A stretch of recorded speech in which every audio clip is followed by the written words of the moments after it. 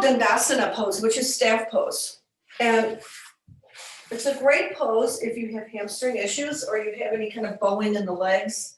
It's another really good pose. So Jim's sitting up on a blanket to get more support for himself.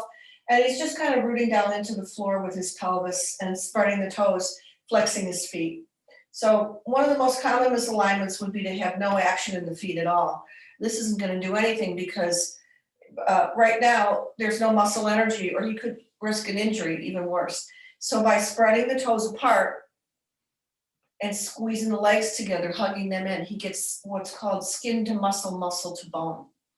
The other thing is, and I didn't talk about this much in a lot of the other poses, is to take the big toe mount and push it forward towards the front of the room and pull the outer edge, the pinky toe edge back, like you're stepping on a gas pedal. And this is true for almost all the poses. The pinky toe edge pull back and the big toe mount push forward. The most common misalignment is to go the opposite way. So let the pinky toe edge fall to the front like this. Yeah. So the feet kind of fold this way. So you want to pull this edge back and push this forward. And that just engages all the muscles real properly. So this is Dandasana staff pose. And you could just sit like this and really hug the legs toward the midline. The other thing you can do, Jim has got, he's pretty good now, but he started out with very bowed shins. They would kind of go like this, out.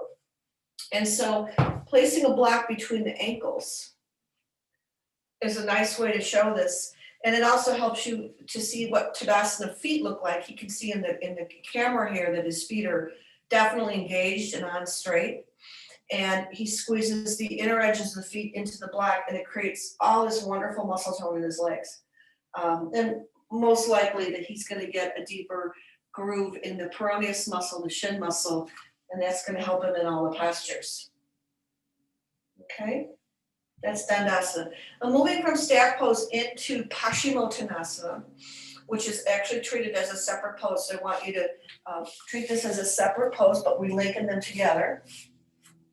He keeps all the energy in the legs. And then if his hamstrings aren't too tight, he's going to inhale and reach the arms up overhead and pull the side of the waistline back. Keeping the waistline back, he's going to come all the way forward and extend the arms as he goes and reach for the top of the feet and pull the feet toward the body. And then he can lift his armpits, take a deep breath, and exhale, fold forward. And this is called Paschimottasana. And it's generally the last seated pose before laying down. It's never put in a sequence any earlier than the end of class. It requires open hamstring muscles. And I've actually seen a couple students try and insert it early in the sequence, and that's a very big no-no. Paschimottasana needs to be at the end when the body's properly warmed up. So Kathy has mentioned a few times about the elbows lifting like this. So when you do this, you create a lengthening from the waistline at the hip all the way up to the armpit. There's a stretch in the skin. And if you're stretching the skin, you're creating space with the rib cage and with the spine. This is called side body long. And it's one of the secondary principles that we'll be talking about. And I emphasize this real strongly in my classes, that to create this length in the side rib cage with the breath and making more space for the vertebrae.